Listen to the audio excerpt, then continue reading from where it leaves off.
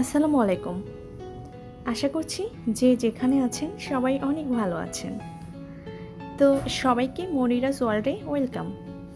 আজ আমি আপনাদের সাথে শেয়ার করব ডিম এবং আলুর একটি স্পেশাল রেসিপি, যেটা খেতে অনেক টেস্টি এবং অল্প উপকরণেই অনেক তাড়াতাড়ি এটা সহজেই রান্না করতে পারবেন।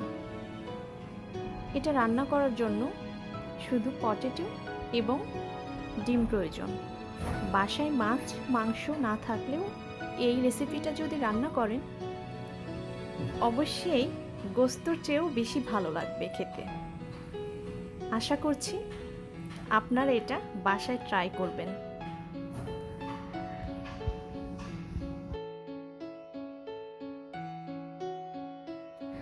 সো কথা না বাড়িয়ে let's go to my kitchen. তো এই রেসিপিটা রান্না করার জন্য আমি এখানে আলু এবং ডিমটাকে সিদ্ধ করে নিয়েছি এবং ডিমটাকে আমি একটু কেটে নিয়েছি। তো চুলায় আমি একটা ফ্রাই প্যান বসিয়ে দিয়েছি, সামান্য একটু তেল দিয়ে দিলাম। এখন আমি ডিমগুলোকে লবণ এবং হলুদ দিয়ে হালকা একটু ভেজে নেব।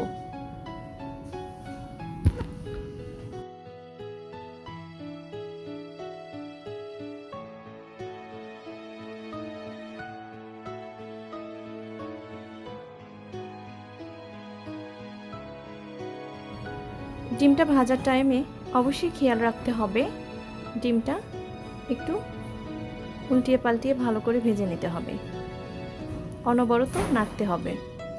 তাছাড়া এক পাশে বেশি ভাজা হবে আর এক পাশে ভাজা হবে না।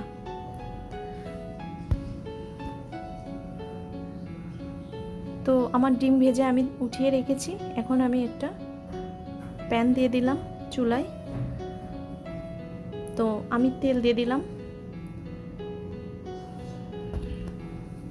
এখন আমি এখানে 2 টুকরা দারুচিনি এবং 2টা তেজপাতা এবং 2টা সাদা এলাচ দিয়ে দিয়েছি।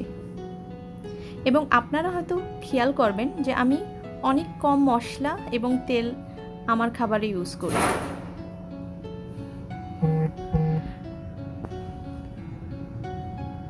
আমি এখানে একটু আস্ত জিরা দিয়ে দিলাম। আমি এখানে হাফ কাপ পেঁয়াজ কুচি দিয়ে দেব।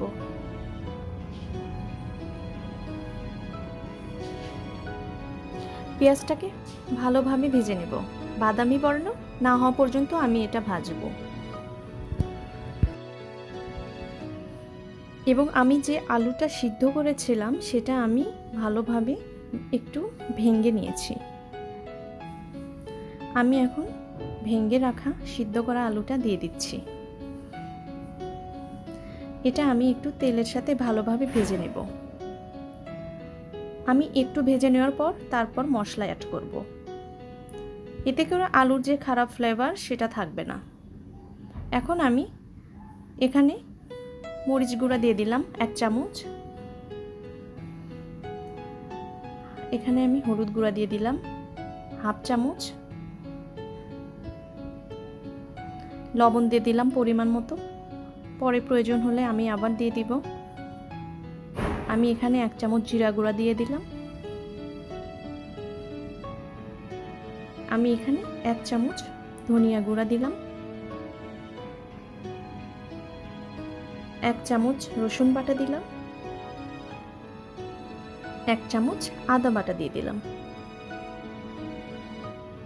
এখন আমি এটা ভালোভাবে কষিয়ে নেব। এটা আমি একটু কষিয়ে নেব, 2 মিনিটের মতো আমি কষিয়ে নেব এটা।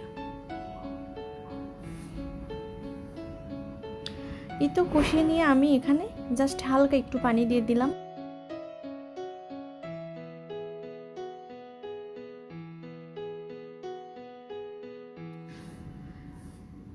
এই তো আমি একটু এটা 5 মিনিটের জন্য ঢেকে রাখবো।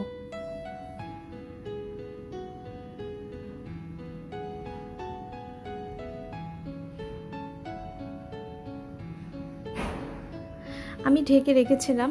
এখন আমি ঢাকনাটা উঁচু করে একটু কষিয়ে নিব।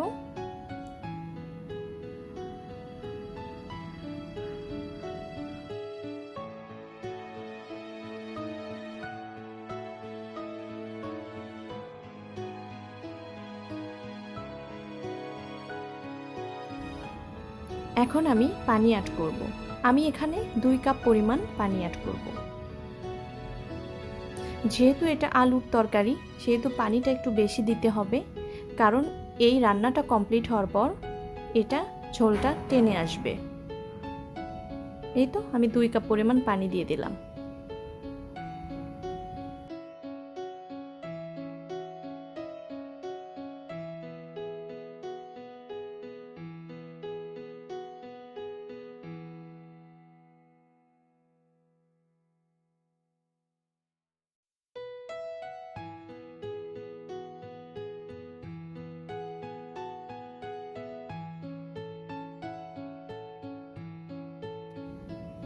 এখন আমি কয়েকটা কাঁচামরিচ দিয়ে দিচ্ছি।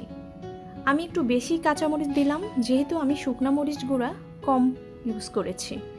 যারা শুকনা মরিচ বেশি পছন্দ করেন তারা অবশ্যই শুকনা মরিচটা বাড়িয়ে দিতে হবে। এখন আমি ডিমটাও দিয়ে দিচ্ছি।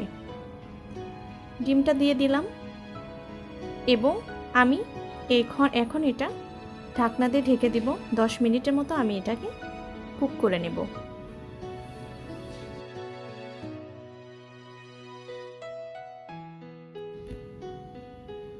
এই তো 10 মিনিট পর আমি ঢাকনাটা উঁচু করলাম। এই তো পানিটা টেনে এসেছে।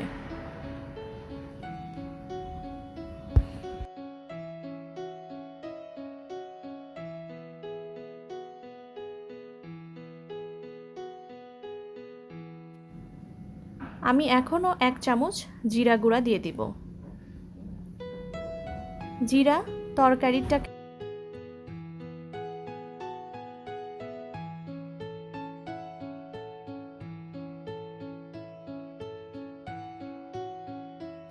কিন্তু জিরা দেওয়ার পর আমি এটা 2 মিনিটের মতো একটু ঢেকে দেব। এই তো ঢাকনাটা উঁচু করলাম, আমার রান্না কমপ্লিট। তো ঠিক আছে, আপনাদের একটু সার্ভ করে আমি দেখাই। আমি একটা বাটি নিয়েছি, আমি এখন একটু উঠিয়ে দেখাচ্ছি আপনাদের যে আমি কী রকম পরিমাণ তরকারিতে ঝোল রেখেছি। আমি একটু বেশি ঝোল রেখেছি এবং আলুর তরকারিতে সবসময় একটু বেশি ঝোল রাখতে হয়, কারণ এটা যখন ঠান্ডা হয়ে যাবে তখন অনেকটা টেনে আসবে। আর এই ডিম আলুর তরকারিতে তো অবশ্যই ঝোলটা একটু বেশি রাখবেন। তো আশা করছি সবার অনেক ভালো লাগবে। যদি এই রেসিপিটা ভালো লাগে তবে অবশ্যই বাসায় সবাই ট্রাই করবেন এবং ভালো লাগলে লাইক, কমেন্ট, শেয়ার এবং সাবস্ক্রাইব করতে ভুলবেন না। তো সবাইকে অনেক ধন্যবাদ ভিডিওটি দেখার জন্য। যাওয়ার আগে একটা কথা বলতে চাই, সেটা হচ্ছে মানুষ মানুষকে সম্মান করবেন, নিজে ভালো থাকবেন এবং অন্যকে ভালো রাখার চেষ্টা করবেন।